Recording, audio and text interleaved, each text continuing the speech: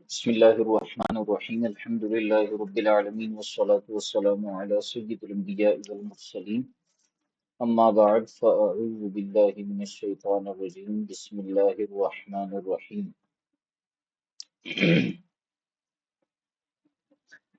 قواعد فقہیہ پر مشتمل کتاب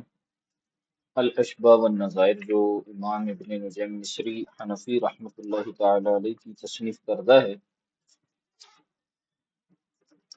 اس کے دروس کا سلسلہ چل رہا ہے، اور جو دوسرا قاعدہ ہے الامور بمقاصدها، اس کے حوالے سے گفتگو چل رہی ہے، اور نیت کے حوالے سے جو ابحاث ہیں ان کا ذکر چل رہا ہے۔ کل جو ہم نے آخر تک جو گفتگو پڑھی تھی وہ یہ ایک فرق بیان کیا تھا روزے اور نماز کے متعلق، کہ اگر کسی نے نماز میں تکبیر کہی اور دوسری نماز کی طرف منتقل ہونے کا ارادہ کیا تو وہ درست ہے برخلاف روزے کے۔ اور پھر آخر میں یہی بات ہوئی تھی کہ والفرق ان الفرض والنفل فی الصلاۃ جنسان مختلفان لا رجحان لأحدهما على الآخر في التحريمة وهما في الصوم والزکاة جنس واحد كذا في المحیط۔ آگے ارشاد فرمایا وفی خزانۃ الاکمل، اور خزانۃ الاکمل کے اندر یہ بات مذکور ہے کہ لو استطاع الصلاۃ بنیت الفرض، کہ کسی شخص نے نماز کی ابتدا کی فرض کی نیت سے، ثم غیر نیتہ فی الصلاۃ، یا غیر نیتہ فی الصلاۃ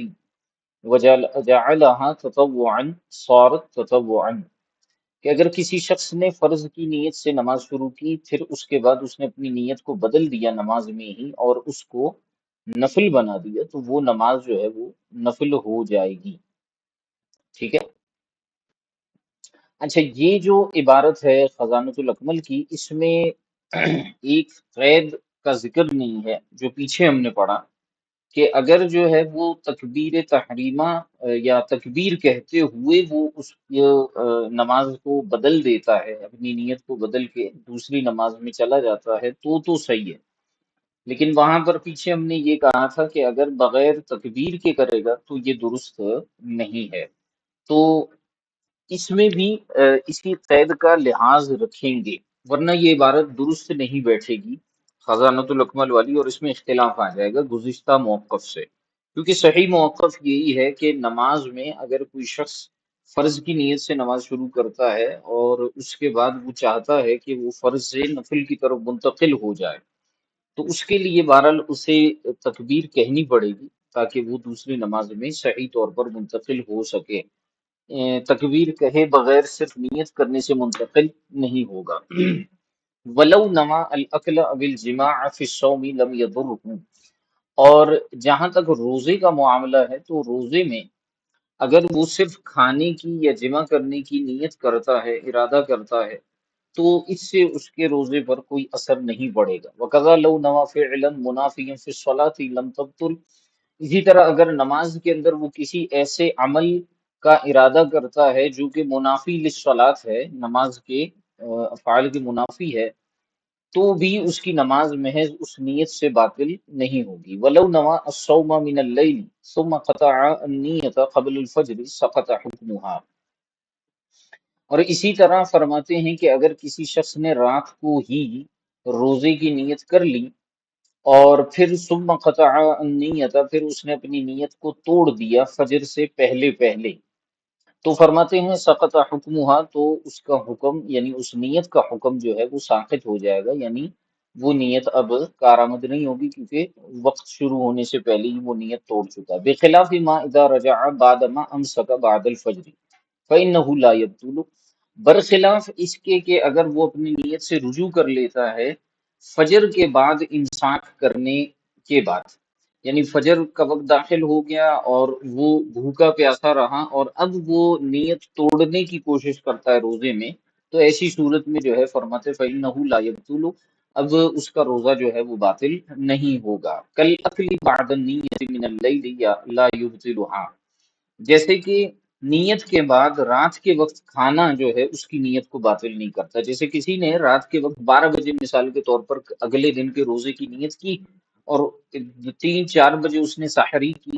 اور اس نے جو ہے وہ کچھ کھا پی لیا، تو بھی نیت پر کوئی اثر نہیں ہوگا، کیونکہ ابھی تک عبادت شروع نہیں ہوئی. اور روزے میں تو ویسے بھی اس کا معاملہ یہ ہے کہ اگر روزے کے بعد بھی ارادہ کر لیتا ہے تو بھی کوئی مسئلہ نہیں ہوگا. ولو نوا قطع السفر بالاقامت صار مقیما. اچھا، روزے کے سفر کے متعلق ایک مسئلہ ہے. فرماتے ہیں کہ اگر جو ہے کوئی شخص سفر میں تھا اور اس نے سفر کو ختم کرنے کی نیت کر لی بالاقامتی، اقامت کے ذریعے یعنی مثال کے طور پر ہم یوں مثال لے لیتے ہیں کہ یہاں سے کوئی شخص مکے چلا گیا، اور مکے جا کر اس نے جو ہے وہ پہلے اس کی نیت تھی 15 دن سے کم رہنے کی. اب اس نے جو ہے وہ قطعی سفر کیا اقامت کے ساتھ، یعنی اس نے 20 دن کی نیت کی، تو فرماتے ہیں صار مقیما وبطل سفره بخمس شرائط. اب وہ مقیم ہو جائے گا، اور اس کا جو سفر ہے وہ 5 شرائط کے ساتھ باطل ہو جائے گا. یعنی 5 شرائط ہوں گی تب ہی یہ مسئلہ درست ہوگا اور وہ مقیم بن جائے گا، مسافر نہیں کہلائے گا. پہلی شرط ہے ترک السیری حتی لو نوا الاقامت سائرا لم یصح.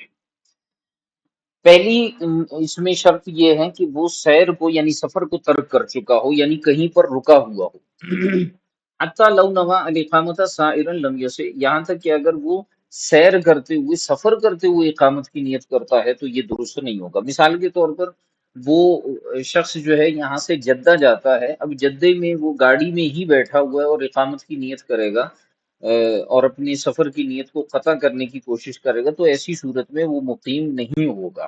ہاں، مکے جا کر جب وہ ٹھہر گیا تو اب ایسی صورت میں اگر وہ اقامت کی نیت کرتا ہے تو درست ہے. وصلاحیت الموضع للاقامت. اور دوسری شرط یہ ہے کہ جس جگہ یہ رک رہا ہے وہ اقامت کی صلاحیت رکھتا ہو.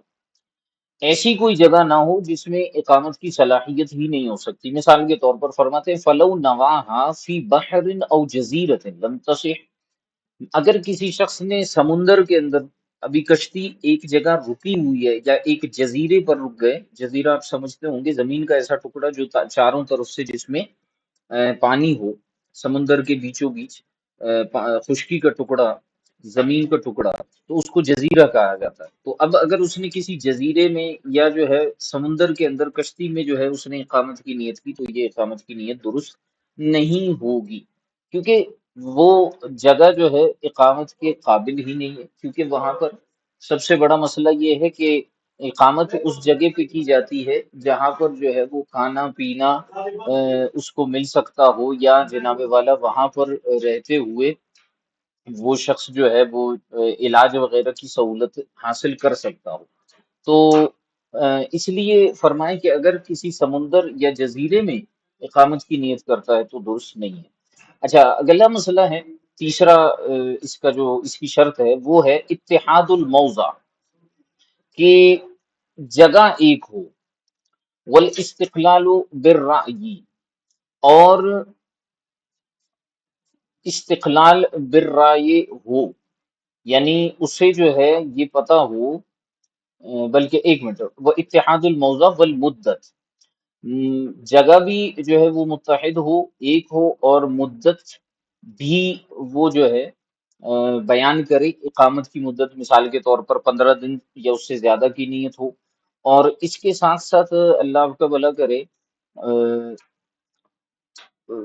والاستقلال بالرائے، اور اس کی جو رائے ہے وہ بھی مستقل ہو، یعنی وہ اس کے اندر متردد نہ ہو. ٹھیک ہے. فلا تصح نیت التابعی کذا فی معراج الدرایا. لہذا جو تابع ہوتا ہے اس کی نیت اقامت کی درست نہیں ہے. تابع سے مراد جیسے غلام اپنے آقا کے ساتھ آقا کے تابع ہوتا ہے، بچہ اپنے باپ کے تابع ہوتا ہے، زوجہ جو ہے اپنے شوہر کے تابع ہوتی ہے سفر میں. تو ایسی صورت حال کے اندر جو ہے تابع کی نیت کا اعتبار نہیں ہوگا. تو استقلال بالرائے کا مطلب یہ ہے کہ جو اپنی رائے میں مستقل ہو. ایک تو یہ ہے کہ متردد بھی نہ ہو، اور دوسرا مطلب یہ ہے کہ وہ تابع نہ ہو، متبوع. ٹھیک ہے. وَإِذَا نَوَى الْمُسَافِرُ الْإِقَامَةَ فِي إِثْنَاءِ صَلَاتِهِ فِي الْوَقْتِ. اچھا دوسری، یہ جو اتحاد الموضع کا بتائیں، اتحاد الموضع کا مطلب یہ ہے کہ یہ جس جگہ پر ہے ایسا نہ ہو کہ وہ جگہ جو ہے وہ شہر کے قریب تو ہو، یعنی موضع اقامت کے قریب ہو لیکن الگ ہو، ایسا نہ ہو۔ مثال کے طور پر کوئی بیچ میں کوئی جو ہے وہ دریا آ رہا ہے یا کوئی بہت بڑی نہر آ رہی ہے، اب یہ اس طرف ہے اور یہ کہتا ہے کہ بھئی میں اس شہر میں ہوں، تو یہ شہر میں نہیں ہے، اور اس اعتبار سے جو ہے وہ اتحاد موضع نہیں پایا جائے گا۔ تو یہ 5 شرائط ہوں گی تبھی جو ہے وہ اگر قطعی سفر کی نیت کرتا ہے تو اس نیت کے ساتھ ہی وہ مقیم ہو جائے گا۔ آگے ارشاد فرمائے وَإِذَا نَوَى الْمُسَافِرُ الْإِقَامَةَ فِي أَثْنَاءِ صَلَاتِهِ فِي الْوَقْتِ تَحَوَّلَ فَرْضُهُ إِلَى الْأَرْبَعِ۔ ارشاد فرماتے ہیں اگر کوئی شخص مسافر تھا اور وہ قصر نماز پڑھ رہا تھا اور نماز کے دوران ہی اس نے اقامت کی نیت کی، تو پھر وہ اپنی نماز کو پھیر دے گا 2 سے 4 رکعت کی طرف، سواء نواہا فی اولیہا او فی آخریہا او فی وسطیہا، چاہے وہ نماز کے شروع میں اس کی نیت کرتا ہے، چاہے نماز کے درمیان میں کرتا ہے، چاہے آخر میں کرتا ہے۔ وسواء کان منفردا او مقتدیا او مدرکا او مسبوقا، اب چاہے وہ منفرد ہے، مقتدی ہے، مدرک ہے، مسبوق ہے، یہ مقتدی کی ساری قسمیں ہیں، ان میں سے جو بھی ہے اس کی نیت بہرحال جو اقامت کی ہے وہ درست ہو جائے گی۔ اما اللاحق لا يتم بنیتها بعد فراغ امامه لاستحکام فرضه بفراغ امامه۔ ہاں ایک جو مقتدی ہوتا ہے، ایک تو ہے منفرد جو اکیلے پڑھتا ہے، مقتدی جو شروع سے آخر تک امام کے ساتھ رہتا ہے، اور مسبوق وہ ہوتا ہے جس کی ابتدائی رکعتیں فوت ہو جائیں اور آخر تک پھر وہ یعنی پہلی دوسری تیسری چوتھی رکعت میں امام کے ساتھ مل جائے آخر تک، اس کو مسبوق کہتے ہیں۔ مدرک وہ ہوتا ہے جو کہ ابتدا میں جو ہے وہ امام کے ساتھ نہ ہو لیکن بعد میں جو ہے وہ امام کے ساتھ شامل ہو جائے، سوری، جو ابتدا میں امام کے ساتھ ہو لیکن بعد میں امام کے ساتھ نہ ہو۔ اور لاحق اس کو کہتے ہیں جو ابتدان بھی امام کے ساتھ ہو، بیچ میں جو ہے وہ اس جو کوئی عارضہ ہوا ہو اور چند اس کی رکعتیں یا نماز کا کچھ حصہ نکل گیا ہو اور آخر میں آ کر دوبارہ امام کے ساتھ شامل ہو گیا ہو۔ تو منفرد، مقتدی، مدرک اور مسبوق کے بارے میں تو یہی ہے کہ وہ دوران نماز جو ہے وہ اقامت کی نیت کر سکتا ہے، لیکن لاحق کے متعلق فرماتے ہیں کہ لا یتم بنیتہا، فرماتے ہیں کہ وہ جو ہے لا یتم بنیتہا بعد فراغ امام ہی،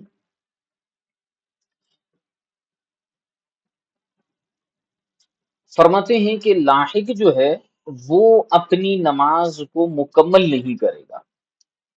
اپنی نیت کے ساتھ، اقامت کی نیت کے ساتھ اپنی نماز کو مکمل نہیں کرے گا، یعنی 4 پوری نہیں پڑھے گا اقامت کی نیت کے ساتھ، بعد فراغ امام ہی، اپنے امام کے فارغ ہونے کے بعد، یعنی لاحق کا میں نے جیسے بتایا کہ شروع میں امام کے ساتھ ہوتا ہے، بیچ میں کچھ رکعتیں اس کی نکل جاتی ہیں اور آخر میں وہ آ کر جو ہے امام کے ساتھ مل جاتا ہے، تو ایسی صورتحال کے اندر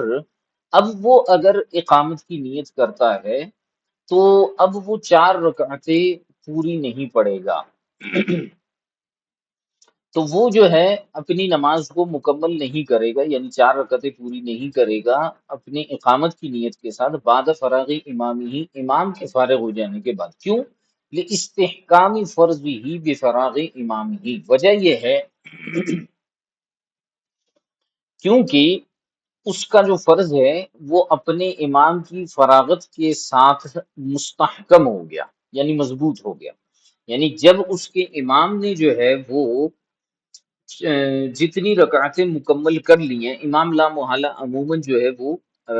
مقیم ہی ہوتا ہے، تو اب اس نے مقیم امام کے پیچھے نماز پڑھ لی، تو امام نے چونکہ 4 مکمل کر لی ہیں تو اب یہ 4 مکمل نہیں کرے گا بلکہ یہ 2 پر ہی اکتفا کرے گا۔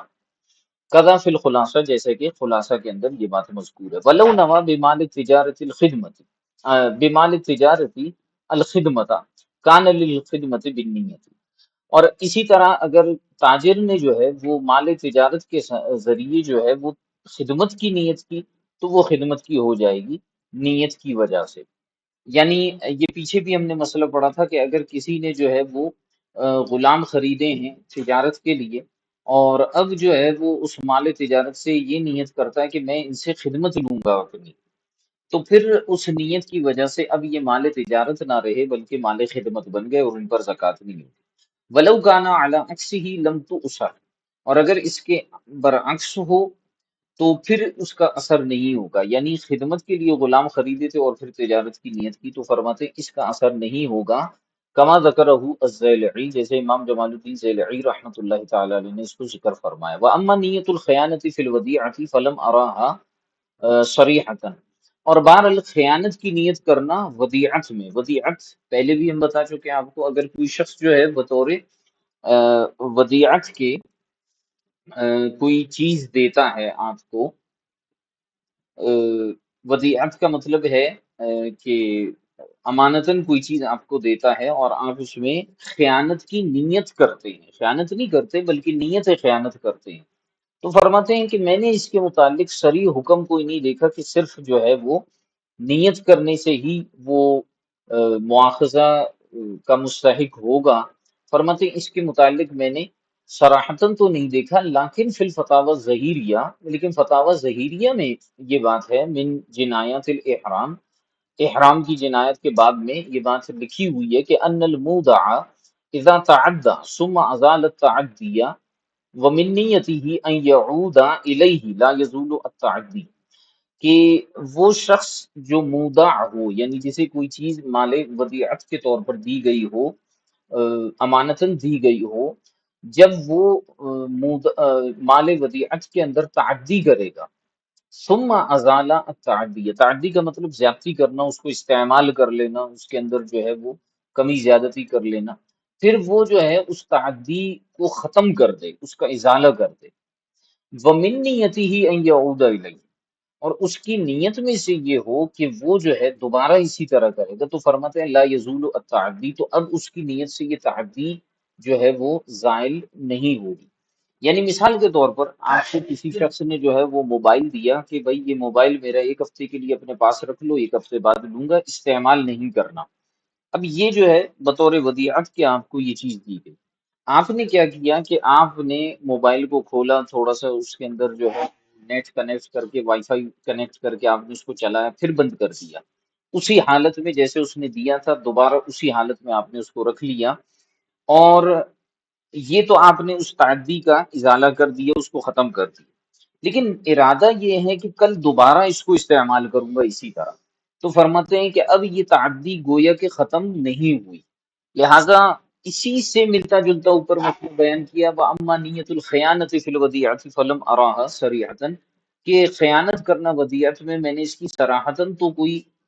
جو ہے وہ صورت نہیں پڑی، لیکن فرماتے ہیں کہ یہ صورت حال ہو سکتی ہے کہ اگر بندہ ودیعت میں خیانت کرتا ہے اور نیت اس طرح کی ہوتی ہے، پہلے خیانت کرتا ہے پھر اس کا ازالہ کر دیتا ہے، لیکن پھر اس کی نیت ہوتی ہے اعادہ کرنے کی، تو پھر وہ تعدی گویا کہ ختم نہ ہو۔ فرع کے طور پر ایک اور گفتگو فرماتے ہیں وَتَقَرَّبَ مِن نِّيَّةِ الْقَطْعِ نِّيَّةُ الْقَلْبِ، فرماتے ہیں کہ جو نیت قطع ہے، یعنی کسی چیز کو ختم کرنا، اس کی جو نیت ہے اسی کے قریب قریب دل کی نیت بھی ہے، قلب کی سوری دل کی نہیں، قلب کی نیت بھی ہے۔ قلب کا مطلب یہاں پر دل نہیں ہے، قلب کا مطلب یہاں پر بدلنا ہے، ٹھیک ہے، اس کو کہہ رہے ہیں نیت قلب۔ ویسے تو نیت جو ہوتا ہی فعل قلب ہے، تو مطلب یہاں پہ دل کی نیت نہیں ہے بلکہ نیت قلب سے یہاں پہ مراد جو ہے کسی چیز کو بدلنا ہے۔ تو جس طرح سے پیچھے ہم نے پڑھا نا کہ مسافر جو ہے وہ سفر کی نیت کو ختم کر دیتا ہے، ختم کر دیتا ہے، کوئی شخص جو ہے وہ روزے کی نیت کو قطع کر دیتا ہے، نماز کی نیت کو قطع کر دیتا ہے، ختم گویا کہ کر دیتا ہے، تو اس کے احکامات ہم نے پیچھے پڑھے، لیکن یہاں بات آتی ہے کسی چیز کو بدل دینے کی نیت۔ فرماتے ہیں وہی نیت نقل الصلاۃ الی اخری، جیسے مثال کے طور پر اس میں ایک وہی مسئلہ ہے جیسے بندہ ایک نماز سے دوسری نماز کی طرف منتقل ہونے کی نیت کرتا ہے، تو یہ نیت قلب ہے، بدل جانا۔ فرماتے ہیں قدمنا انہ لا یکون الا بالشروع بالتحریمۃ لا بمجرد النیت۔ یہ بات تو ہم نے نماز کے متعلق پیچھے بیان کر دی ہے کہ یہ نیت قلب ہو نہیں سکتا، یعنی منتقل بندہ ایک نماز سے دوسری نماز کی طرف نہیں ہو سکتا، مگر جو ہے جبکہ یہ جو ہے وہ تحریمہ سے نئی ابتدا کرے، یعنی دوبارہ تحریمہ کہے، تکبیر کہے، تو ہی منتقل ہو سکتا ہے دوسری نماز میں، لا بمجرد النیتی، محض نیت سے کچھ بھی نہیں ہوگا۔ ولا بد ان تكون الثانیۃ غیر الاولى کأن یشرع فی العصر بعد افتتاح الظہر فیفسد الظہر للظہر بعد رکعت الظہر۔ فرماتے ہیں کہ اور یہ بات بھی اس میں ضروری ہے کہ یہ جو دوسری نماز ہے، ان تکون الثانیۃ غیر الاولى، کہ یہ جو دوسری نماز ہے یہ پہلی نماز کا غیر ہونا ضروری ہے۔ یہ نہیں ہے کہ آپ ظہر سے ظہر میں منتقل ہو رہے ہیں، بلکہ آپ ایک نماز سے دوسری نماز میں منتقل ہو رہے ہیں، دونوں الگ ہونی چاہیے۔ جیسے فرماتے ہیں کہیں یہ شرع فی العصر بعد افتتاح الظہر فیفسد الظہر، تو فرماتے ہیں جیسے مثال کے طور پر کسی نے ظہر شروع کرنے کے بعد عصر شروع کر دی، یعنی عصر کا وقت تھا اور اس نے جو ہے وہ ظہر کی نماز کی نیت کی، اور ظہر کی نماز یعنی قضائی نماز اس کی جو ہے رہ گئی تھی، تو اس نے اس کی نیت سے جو ہے وہ نماز پڑھنا شروع کی، پھر اس کے بعد اس نے دوران نماز جو ہے تکبیر تحریمہ کہتے ہوئے عصر میں وہ منتقل ہو گیا، تو اب ظہر اور عصر جو ہے یہ الگ نمازیں ہیں، تو فرماتے فیفسد الظہر، لہذا ظہر پہلی والی فاسد ہو گئی اور دوسری اب یہ عصر میں منتقل ہو گئی۔ للظہر بعد رکعت الظہر، اب اگر کسی شخص نے ایسے کیا کہ ظہر کی نماز پڑھنا شروع کی، ایک رکعت ظہر کی پڑھ چکا ہے اور دوبارہ ظہر کی نیت کرتا ہے، تو یہ درست نہیں ہوگا۔ اب اسے نماز مکمل ختم کر کے، اگر وہ سمجھتا ہے کہ کوئی فساد ہو چکا ہے، تو مکمل سلام پھیر کے ختم کر کے اس کو دوبارہ پڑھنی ہوگی، نماز میں ہی منتقل نہیں ہو سکتا۔ وہ شرط ہو اللہ یتلفظ بالنیت، اور ایک شرط اور بھی ہے اس میں، وہ یہ ہے کہ دوران نماز منتقل ہوتے ہوئے نیت تو کرے گا لیکن تلفظ نہیں کرے گا، زبان سے نہیں بولے گا۔ فَإِن تَلَفَّظَ بِهَا بَطَلَتِ الْأُولَى مُطْلَقًا، لہٰذا اگر اس نے نیت کا تلفظ کیا، زبان سے نیت کے الفاظ بھی ادا کیے، تو پھر تو پہلی نماز مطلقاً ہی باطل ہو جائے گی، یہ انتقال نہیں کہلائے گا، منتقل ہونا نہیں کہلائے گا، بلکہ وہ نماز ہی باطل ہو جائے گی۔ وقد ذکرنا تفریعها فی مفسدات الصلاۃ من شرح الکنز، اور فرماتے ہیں اس کی تفریعات ہم نے مفسدات الصلاۃ جو کہ کنز الدقائق کی شرح میں بحر الرائق میں فرماتے ہیں ہم نے بیان کی ہے۔ فصل ہے ومن المنافی التردد وعدم الجزم فی اصلها، اور ایک اور چیز بھی بیان کرتے ہیں منوی کے حوالے سے، یعنی جس چیز کی آپ نیت کر رہے ہیں۔ پیچھے بھی منافی کے حوالے سے بات چلی تھی، فرماتے ہیں کہ عبادت کے یا منوی کے منافی ہونے میں سے ایک اور چیز ہے، اور وہ یہ ہے کہ بندہ جو ہے وہ متردد ہو، تردد کرے، وعدم الجزم، یا اس کا پختہ ارادہ نہ ہو، فی اصلہا، اصل میں، یعنی اصل نیت میں یا تو تردد ہو یا جو ہے پختگی نہ ہو، تو یہ نیت نہیں کہلاتی اور یہ اس عمل کے منافی ہی کہلائے گی، منوی کے منافی کہلائے گی۔ نماز ہے، اب کوئی شخص جو ہے وہ ظہر کی نماز کے لیے کھڑا ہوا، لیکن اس نے ظہر کی نماز میں جو ہے وہ نیت میں تردد کیا، ٹھیک ہے، آگے پیچھے ہو رہا ہے، کبھی سوچ رہا ہے کہ 4 رکعتیں ہیں، 2 رکعتیں ہیں، ظہر ہے، عصر ہے، اس طرح سے کر رہا ہے، عدم جزم ہے، اس کا پختہ ارادہ نظر نہیں آ رہا، تو اگر نیت کے اندر جو ہے تردد ہے یا عدم جزم ہے، تو ایسی صورت میں جو ہے وہ عبادت درست نہیں ہوتی۔ جیسے مثال کے طور پر کوئی شخص ایسی جگہ پر ہے جہاں اسے پتہ ہی نہیں ہے کہ یہ ظہر کا وقت ہے یا عصر کا وقت ہے، یعنی اسے یوں لگ رہا ہے کہ ظہر کا وقت ختم ہو چکا ہوگا یا عصر کا وقت ابھی تک جو ہے وہ باقی شروع ہی نہیں ہوا، اسے تردد ہو رہا ہے۔ اب وہ ایسی نیت کرتا ہے کہ بھئی میں نیت کرتا ہوں ظہر کی یا پھر عصر کی، کیونکہ اسے تردد ہے، تو ایسی صورت میں بھی درست نیت نہیں ہوگی۔ اسی طرح بعض اوقات عدم پختگی ہوتی ہے، عدم جزم ہوتا ہے، یہ آپ نے دیکھا ہوگا عموماً لوگ جو ہے وہ ریلوے اسٹیشن پہ کھڑے ہوتے ہیں نماز پڑھنے کے لیے، تو اب جو ہے وہ ٹرین کے نکلنے کا جو ہے ان کو اندیشہ ہوتا ہے، تو اب ایسی صورت میں بعض نیتیں ایسی ہوتی ہیں جن کے اندر جزم نہیں ہوتا، یعنی وہ نیت تو کر رہا ہوتا ہے لیکن وہ جو ہے اس نماز کو مکمل کرنے کی یا جو ہے توڑ دینے کی اس کی نیت ہوتی ہے، تو اس اعتبار سے اگر ہوگا تو یہ گویا کہ اس نماز کے منافی عمل ہے۔ اسی طرح روزے کے حوالے سے بھی یہ معاملات آتے ہیں کہ روزے میں بندے کو تردد ہو، جیسے اب جو ہے وہ جو بالخصوص شکوک والے ایام ہوتے ہیں، رمضان جو ہے وہ 29 کو چاند اب نظر نہیں آیا، اب یہ تردد میں جو ہے وہ نیتیں کر رہا ہوتا ہے، عدم جزم میں نیت کرتا ہے، یا 29 شعبان کا مسئلہ ہوتا ہے، تو ایسی صورت کے اندر روزہ بھی جو ہے وہ درست نہیں ہوگا، کیونکہ یہ منافی امور میں سے۔ وفي الملتقط وعن محمد في من اشترى خادما للخدمة وهو ينوي ان اصاب ربحا باعه۔ اسی طرح ملتقط کے اندر جو ہے یہ بات مذکور ہے امام محمد رحمۃ اللہ تعالی علیہ سے اس شخص کے بارے میں کہ جس نے ایک خادم خریدا خدمت کے لیے، وہ ہوا ینوی، اور پھر اس کی نیت یہ بھی ہے کہ اگر اسے کہیں پر منافع ملتا ہے تو وہ اسے بیچ بھی دے گا، تو فرماتے ہیں لا زکوٰۃ علیہ، تو اب اس پر جو ہے زکوٰۃ نہیں ہے۔ دیکھیے اس نے غلام خریدا ہے مثال کے طور پر 50,000 کا، اور خریدا اس نے خدمت کے لیے، لیکن نیت میں تردد یوں پیدا کرتا ہے کہ اگر اسے جو ہے منافع کہیں ملا، یعنی کسی نے اس سے وہ غلام 70,000 80,000 1 لاکھ میں مانگ لیے تو یہ اس کو بیچ دے گا، تو ایسی صورت میں یہ مال زکوٰۃ نہیں بنے گا۔ فرماتے ہیں کہ لا زکوٰۃ علیہ، اس پر زکوٰۃ نہیں ہوگی۔ وقالو، اور فقہا نے ارشاد فرمایا کہ لو نوا یوم الشک کی، اب یہی یوم شک کے حوالے سے مسئلہ آ رہا ہے جیسے کہ میں نے ذکر کیا۔ فقہا فرماتے ہیں کہ اگر کسی شخص نے شک والے دن نیت کی، شک سے مراد وہ دن ہوتا ہے یعنی 29 تاریخ ہوتی ہے چاند کی، کہ جس میں جو ہے وہ چاند کے نظر آنے نہ آنے کی کنفرمیشن نہیں ہوتی، اس کو یوم شک کہتے ہیں۔ اگر کسی نے جو ہے یوم شک کے دن روزے کی نیت کی، ان کان من شعبان، اگر وہ شعبان کا یوم شک تھا، لیس بصائم، تو اب یہ صائم یعنی روزے دار نہیں ہوگا، یعنی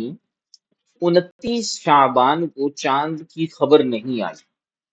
اور اس نے کیا کیا کہ اس نے جو ہے وہ روزے کی نیت کر لی، ٹھیک ہے، تو اب جو ہے یعنی 30 شعبان کے روزے کی نیت کر دی، اب یوم شک تھا، اس کو یہ سمجھا کہ شاید ہو سکتا ہے رمضان ہو سکتا ہے شعبان کی 30 تاریخ ہو، تو فرماتے ہیں لیس بصائمین، اس نیت سے، مشکوک اور متردد نیت سے یہ روزے دار نہیں کہلائے۔ وَإِنْ كَانَ مِنْ رمضان، لیکن اگر یوم شک رمضان کا ہو یعنی 29 رمضان ہو تو فرماتے ہیں کان صائمن، یہ روزہ دار ہوگا، لم تصح نیتہ، اور ایک منٹ، ولو نوا،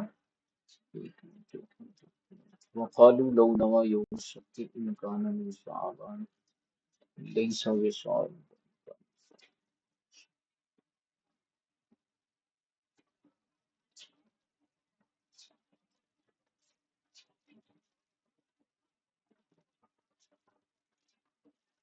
اچھا ٹھیک، ٹھیک ہے،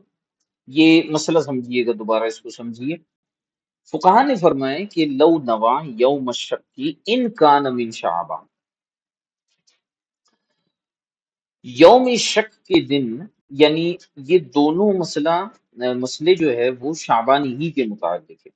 رمضان کے متعلق نہیں ہے، یعنی 29 شعبان کے متعلق ہے، 29 رمضان کے متعلق نہیں ہے، پہلے اس چیز کو کلیئر کر لیں۔ یہ 29 شعبان کے متعلق ہے، 29 رمضان کے متعلق نہیں ہے۔ اب 29 رمضان پہ اس نے نیت کی روزے کی، یعنی 29 تاریخ گزر چکی تھی اور 30 تاریخ داخل ہو چکی تھی، یعنی یوم شک تھا، اب اس کو پتہ نہیں ہے کہ 30 تاریخ ہے یا یکم رمضان ہے، تو اس نے اس دن روزہ رکھنے کی نیت کر لی، ٹھیک ہے، اب اسے یہ نہیں پتا کہ یہ جو ہے وہ 30 شعبان ہے یا یکم رمضان، اس دن اس نے روزہ رکھنے کی نیت کی، اور اس نے اس طور پر نیت کی کہ ان کان من شعبان،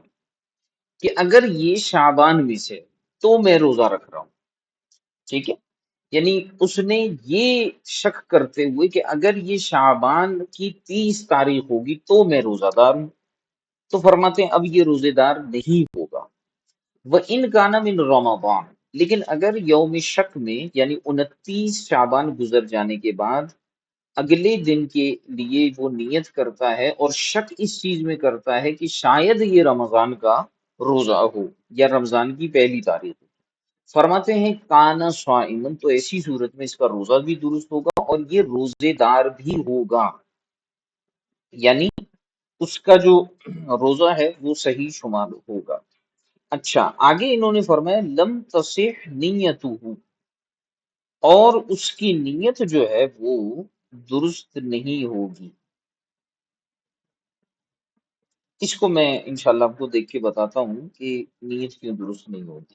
ولو رددا فی الوصف، اور اگر اسے تردد وصف کے اندر ہو، ایک تو یوم شک بیان ہوا، اب ہم آتے ہیں تردد فی الوصف کی طرف، بِأَن نَوَى إِن كَانَ مِن شَعْبَانَ فَنَفْلُ وَإِلَّا فَعَنْ رَمَضان، یعنی اس نے یوم شک میں یہ نیت کی کہ اگر یہ شعبان کا ہی دن ہے،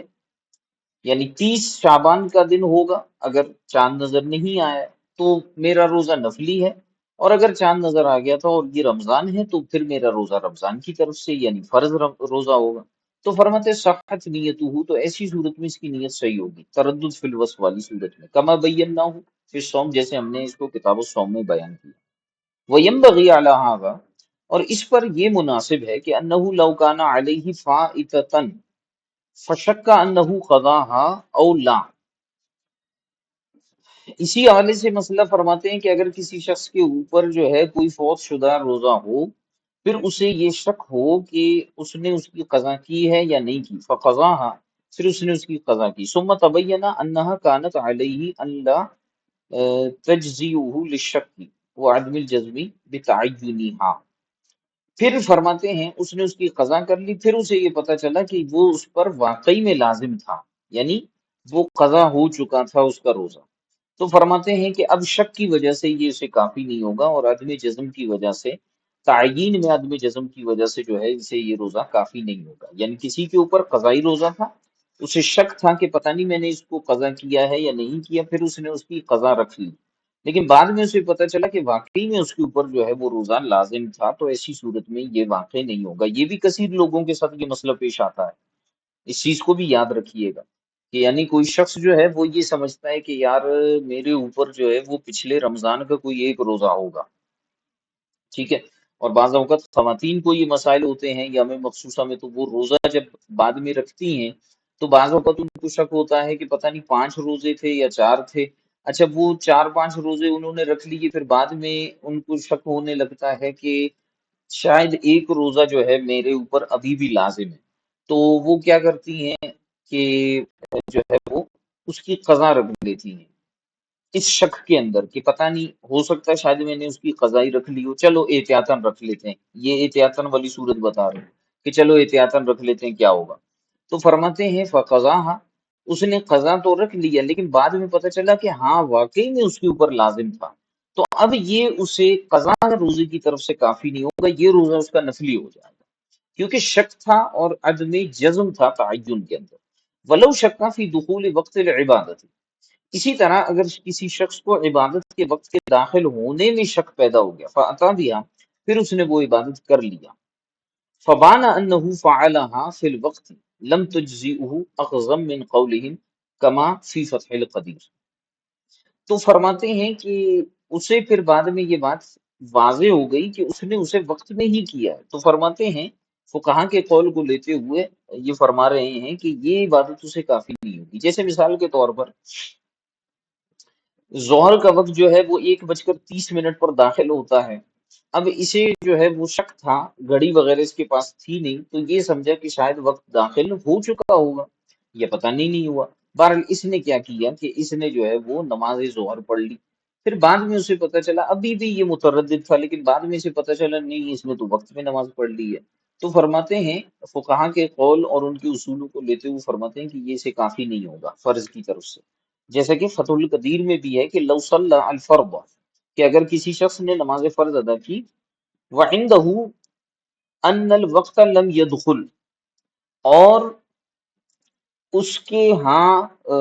یہ تھا کہ وقت جو ہے وہ ابھی تک داخل نہیں ہوا، اس کے ذہن میں یہ تھا کہ وقت ابھی تک جو ہے وہ داخل نہیں ہوا، فظہر انہ دخل، لیکن پھر جو ہے وہ بعد میں اسے یہ ظاہر ہو گیا تھا کہ وقت تو داخل ہو چکا تھا، تو لا تجزیہ، یہ نماز اسے کافی نہیں ہوگی۔ وفی خزانۃ الاکمل، اور خزانۃ الاکمل میں ہے کہ ادرک القوم فی الصلاۃ، ادرک القوم فی الصلاۃ ولا يدری انها المکتوبۃ او الترویحۃ یکبر وینوی المکتوبۃ علی انها ان لم تکن مکتوبۃ یقضیها، یعنی العشاء۔ فرماتے ہیں کہ اگر کسی نمازی نے ایک جماعت کو حاصل کیا نماز میں، ان کو دیکھا، ایک شخص نماز پڑھنے گیا مسجد میں اور اس نے دیکھا کہ لوگ جو ہے وہ جماعت کے اندر کھڑے ہیں، لیکن اسے یہ نہیں پتا کہ یہ فرض ہے یا ترویحہ پڑھ رہے ہیں، یعنی تراویح پڑھ رہے ہیں۔ جیسے مثال کے طور پر رمضان میں کوئی شخص مسجد میں گیا عشاء کے وقت، اب وہ دیکھ رہے ہیں لوگ نماز میں ہیں، امام صاحب قرات بھی کر رہے ہیں، تو وہ یہ نہیں جانتا کہ یہ لوگ فرض پڑھ رہے ہیں یا تراویح پڑھ رہے ہیں، کیونکہ پہلے کے زمانے میں گھڑیاں وغیرہ اس طرح سے نہیں ہوتی تھی جیسے آج ٹائم ہے، تو بندے کو پتہ چل جاتا ہے بھائی 9:15 بجے عشاء کی جماعت ہے اور ابھی جو ہے 9:30 ہو رہے ہیں، تو اس کا مطلب ہے وہ اس وقت جو ہے وہ فرض وہ تراویح پڑھ رہے ہیں، لیکن پہلے گھڑیاں نہیں ہوتی تھی، تو اب وہ وہاں گیا دیکھا کہ بھائی لوگ نماز میں کھڑے ہیں، امام صاحب جو ہے وہ قرات بھی کر رہے ہیں، تو اب وہ یہ نہیں جانتا تھا کہ یہ فرض پڑھ رہے ہیں یا تراویح پڑھ رہے ہیں، یکبر وینوی المکتوبۃ، فرماتے ہیں کہ وہ کیا کرے گا کہ وہ تکبیر کہے گا اور فرض کی نیت کرے گا، ٹھیک ہے، علی انہا ان لم تکن مکتوبۃ یقضیہا، اس بنیاد پر، اس گمان پر کہ اگر یہ فرض نہ ہوا تو وہ فرض کی قضا کر لے گا، یعنی العشاء، یعنی عشاء کی قضا کرے گا۔ فیضا ہوا فی العشاء، پھر اچانک اسے یہ پتہ چلا، یعنی نماز کے دوران قرات وغیرہ اور افعال سے اسے یہ پتہ چلا کہ یہ تو عشاء کی نماز پڑھی جا رہی ہے، تو فرماتے ہیں صحا، اب اس کی نماز صحیح ہوگی۔ وَإِنْ كَانَ فِي التَّرْوِيحَةِ يَقَعُ نَفْلًا، لیکن اگر جو ہے اسے آگے یہ واضح ہوا کہ وہ تو فرض کی نیت سے شامل ہوا تھا لیکن وہ تو تراویح کی نماز تھی، تو یہ نفل واقع ہو جائے گا۔ تو یہاں پر سوال یہ پیدا ہو سکتا ہے کہ یہاں پر بھی تو وہ تردد تھا، تو ہم کہیں گے کہ اصل نیت میں اس نے تردد نہیں کیا بلکہ اس کے لیے حکم یہ بیان کیا گیا، اسے نہیں پتا کہ یہ فرض پڑھ رہے ہیں یا تراویح پڑھ رہے ہیں، لیکن اس نے فرض کی پختہ نیت کر کے وہ شامل ہو گیا، تو اب اگر اس پر یہ ظاہر ہوا کہ یہ تو فرض ہی ہے تو اس کی جو ہے وہ فرض نماز درست ہو جائے گی، اور چونکہ اس نے پختہ نیت کی ہے، اور اگر وہ تراویح نکلی تو پھر ایسی صورت میں جو ہے یہ نفل بن جائے گا۔ اچھا آگے ایک اور فرا بیان کرتے ہیں، فرماتے ہیں عقب النیت بالمشیت، کہ اگر کسی شخص نے جو ہے وہ نیت کے بعد جو ہے وہ مشیت کو ذکر کیا، یعنی کسی نے کہا کہ بھئی میں روزے کی نیت کرتا ہوں انشاءاللہ، یا نماز کے اندر اس نے انشاءاللہ مشیت کو ذکر کیا، تو فرماتے ہیں قدمنا انہ ان کان مما یتعلق بالنیات، تو ہم نے یہ بات پیچھے بیان کی ہے کہ اگر یہ معاملہ جو ہے ایسی چیزوں کے ساتھ ہو جن کا تعلق نیت کے ساتھ ہوتا ہے، جیسے روزہ ہے، نماز ہے، تو لم تبطل، تو روزہ اور نماز باطل نہیں ہوں گے۔ وَإِنْ كَانَ مِمَّا يَتَعَلَّقُ بِالْأَقْوَالِ، اور اگر جو ہے اس نے یہ بات اور نیت جو ہے ایسے مقام پر کہی ہے، کی ہے، اور بات ایسی جگہ پہ کی ہے مشیت کے ساتھ جہاں اقوال معتبر ہوتے ہیں، تو جیسے طلاق ہے، اطاعت ہے، تو ایسی صورت میں اس کے اقوال باطل ہو جائیں گے، یعنی اگر کوئی اپنی زوجہ کو طلاق دیتے ہوئے انشاءاللہ کہتا ہے یا اپنے غلام کو آزاد کرتے ہوئے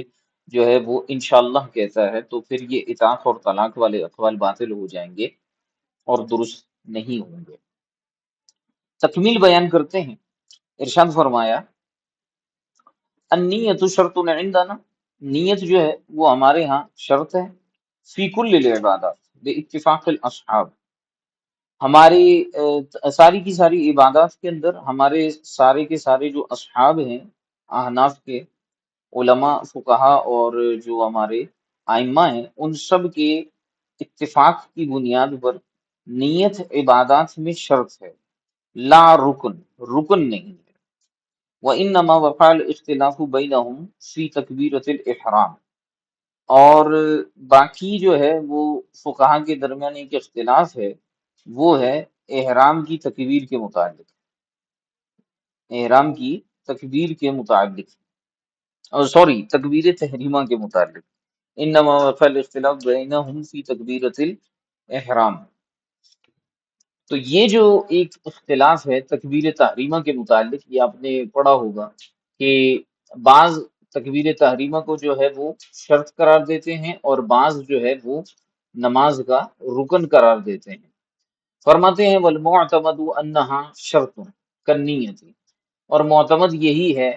کہ تکبیر تحریمہ بھی جو ہے وہ شرط ہے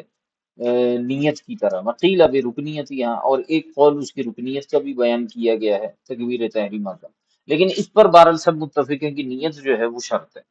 میں نے پیچھے ایک ضابطہ آپ سب کو بتایا تھا کہ وہ چیز جو عمل سے خارج ہو وہ شرط کہلاتی ہے، یعنی ضروری تو ہو لیکن عمل کے باہر ہو، عمل سے خارج ہو، وہ جو ہے شرط کہلاتی ہے، اور وہ چیز جو عمل کے لیے ضروری بھی ہو اور عمل کے درمیان میں ہو، عمل کے اندر ہو، تو وہ رکن کہلاتی ہے۔ تو نیت جو ہوتی ہے، جیسے پیچھے ہم نے بیان کیا کہ نیت شروع میں ہوتی ہے، دوران عمل نیت نہیں ہو سکتی، تو ایسی کنڈیشن کے اندر جو ہے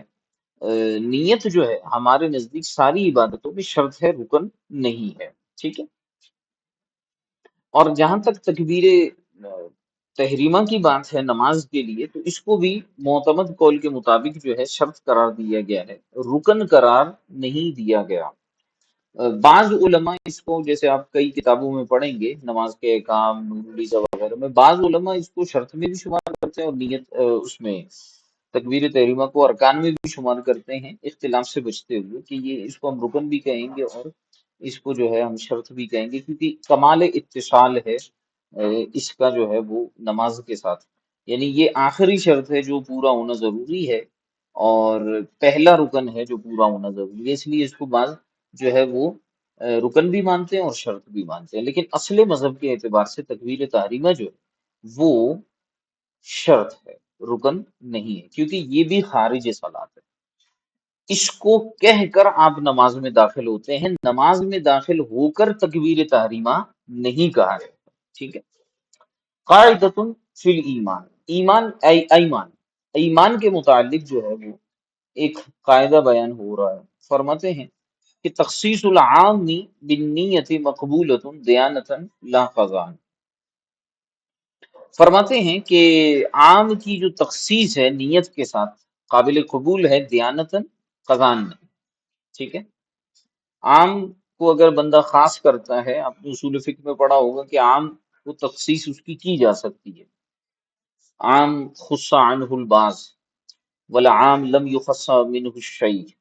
یہ بہت مشہور اصطلاح ہے اصول الشاشی میں بھی، نور الانوار اور دیگر اصول فقہ کی کتابوں میں جو ہے یہ قاعدہ آپ نے پڑھا ہوگا، وہ عام جس سے تخصیص نہیں کی جاتی اور وہ عام جس سے تخصیص کی جاتی ہے۔ فرماتے ہیں کہ عام کے اندر تخصیص کی جا سکتی ہے نیت کے ذریعے، یعنی کوئی شخص لفظ عام بول رہا ہو، کوئی ایسا لفظ بول رہا ہو جو عمومی ہو، تو اس میں وہ تخصیص کی نیت کر سکتا ہے، خصوصیت کی نیت کر سکتا ہے، لیکن یہ دیانتاً قابل قبول ہوگا، قضاءً نہیں ہوگا، کیونکہ قضاءً تو اقوال کو دیکھا جائے گا کہ اس میں کہا کیا ہے۔ وعند الخصاف یصح قضاءً ایضا، امام خصاف رحمۃ اللہ تعالی علیہ فرماتے ہیں کہ عام کی تخصیص نیت کے ساتھ جو ہے وہ قضاءً بھی قابل قبول ہے۔ فلو قال، لہذا اگر کسی شخص نے کہا کل امرأۃ اتزوجها فہی طالق، کہ ہر وہ عورت جس سے میں نے نکاح کیا یا میں نکاح کروں تو وہ طلاق والی ہے، ثم قال نویت من بلدۃ کذا، پھر کہتا ہے کہ میں نے تو نیت یہ کی تھی کہ فلاں شہر کی عورتیں، اگر ان میں سے میں کسی سے نکاح کروں تو اسے طلاق ہے، یعنی ساری شہروں کی عورتیں مراد نہیں ہیں۔ تو فرماتے ہیں لم یصح فی ظاہر المذہب، ظاہر مذہب کے مطابق خزان اس کی یہ بات درست نہیں ہوگی، خلاف للخصاف، برخلاف امام خصاف کے، امام خصاف جو ہے اس کو کہتے ہیں کہ یہ نیت اس کی درست ہو جائے۔ وہ قضا من غصب دراہم انسان، اور اسی طرح اگر کسی شخص نے کسی انسان کے دراہم کو غصب کر لیا، ناجائز قبضہ کر لیا، چھین لیا، فلما حلفہ الخصم عاما نوى خاصا، تو جب خصم نے یعنی مد مقابل نے اس سے قسم لی تو اس نے جو ہے وہ کیا کیا، اچھا قسم نے اس سے عام کی نیت سے جو ہے قسم کھلوائی، اور اس نے جو ہے وہ خاص کی نیت کی۔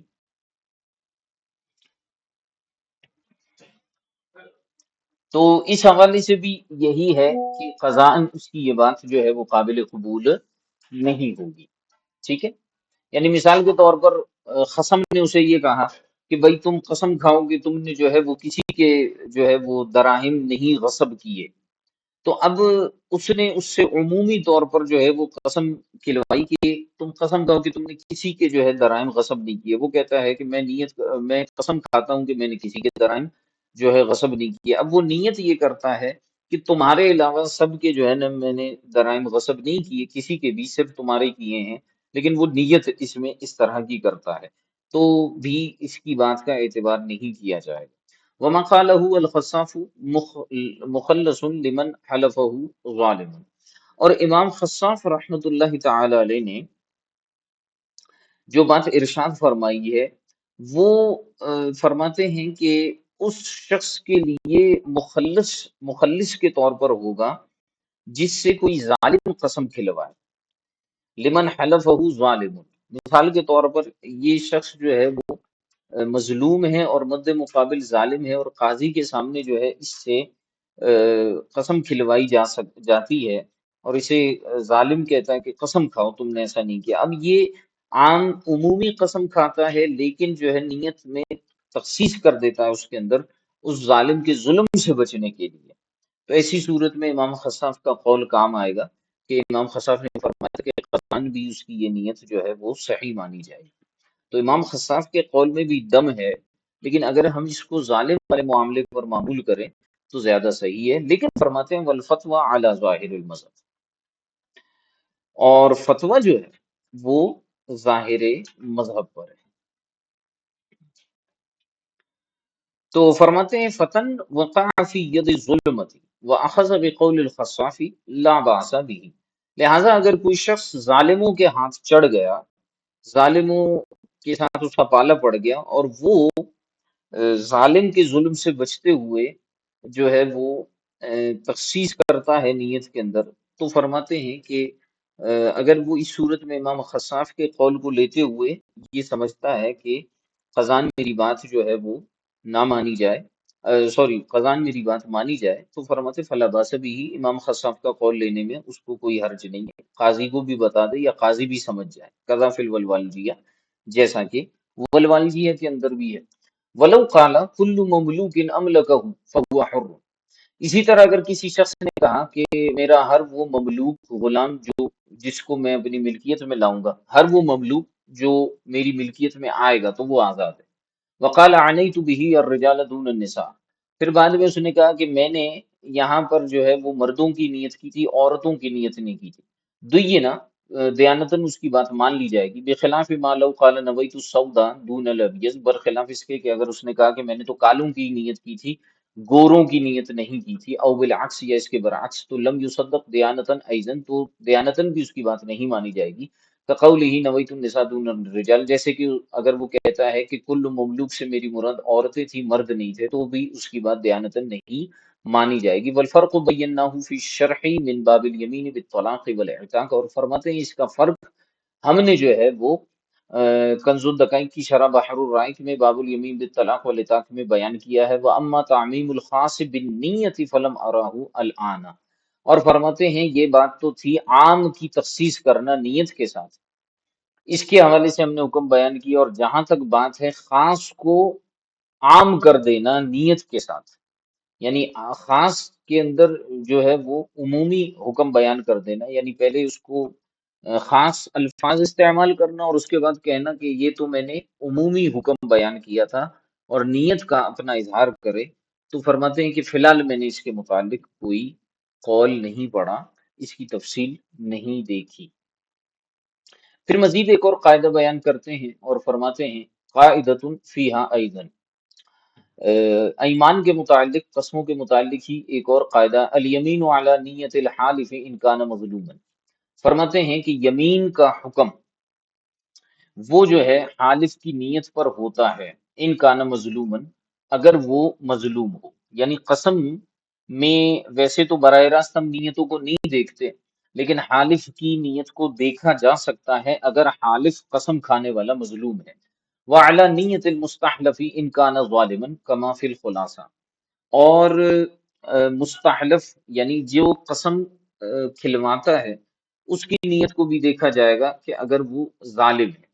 تو اگر مستحلف جو ہے وہ ظالم ہے تو اس کی نیت کا اعتبار ہوگا، اور اگر حالف مظلوم ہے تو پھر اس کی نیت کا اعتبار ہوگا۔ ایک اور قاعدہ بیان کرتے ہیں قاعدۃ فیہا ایضاً، الایمان مبنیۃ علی الالفاظ لا علی الاغراض،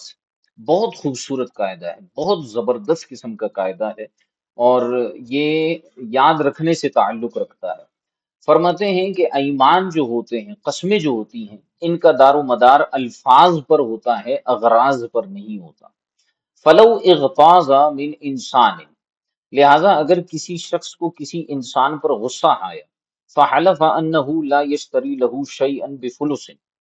پھر اس نے یہ قسم کھائی کہ وہ جو ہے وہ اس شخص کے لیے کوئی بھی چیز نہیں خریدے گا، ایک پیسے کی بھی چیز نہیں خریدے گا، فاشترى لہ شیئا بمئۃ درہم، پھر اس نے جو ہے اس کے لیے کوئی چیز 100 درہم کی خریدی، تو فرماتے ہیں لم یحنس، حانس نہیں ہوگا، کیونکہ اس نے تو قسم یہ کھائی تھی کہ 1 روپے کی بھی چیز اس کے لیے نہیں خریدوں گا، لیکن پھر 100 کی خرید لی، تو فرماتے ہیں حانس نہیں ہوگا۔ تو ایمان مبنی ہوتے ہیں الفاظ پر نہ کہ اغراض پر۔ ولو حلف لا یبیعہ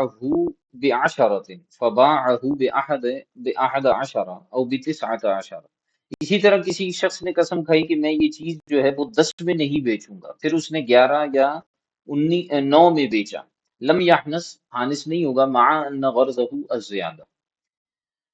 باوجود اس کے کہ اس کی جو نیت تھی اور اس کا جو غرض تھا، ارادہ تھا، وہ زیادتی کا تھا۔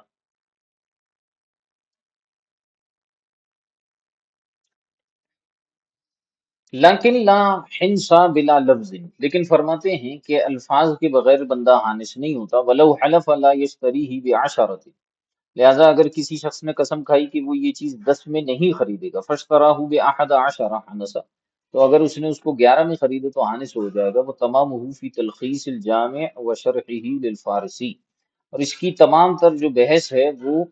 جامع صغیر کی تلخیص میں، اور علامہ فارسی علیہ الرحمہ کی جو شرح ہے اس پر، اس کے اندر یہ بحث مذکور ہے۔ چلیں جناب، آج اس قاعدے کو یہیں تک رکھ لیتے ہیں، آگے کچھ مزید فروعی گفتگو ہوگی اور پھر تکمیل کی ابحاث ہوں گی، اور پھر تیسرا جو قاعدہ ہے الیقین لا یزول بالشک، وہ ان قریب آنے والا ہے، تو امید ہے کہ انشاءاللہ الکریم کل ہم اس قاعدے کو مکمل کر لیں گے۔ آج اس کو ہم یہیں تک رکھ لیتے ہیں، کوئی سوال وغیرہ ہے تو ارشاد فرمائیے۔ اچھا جی، آپ کی آواز بہت کٹ رہی ہے، یوم شک کے روزہ والا مسئلہ دوبارہ سمجھا دیں۔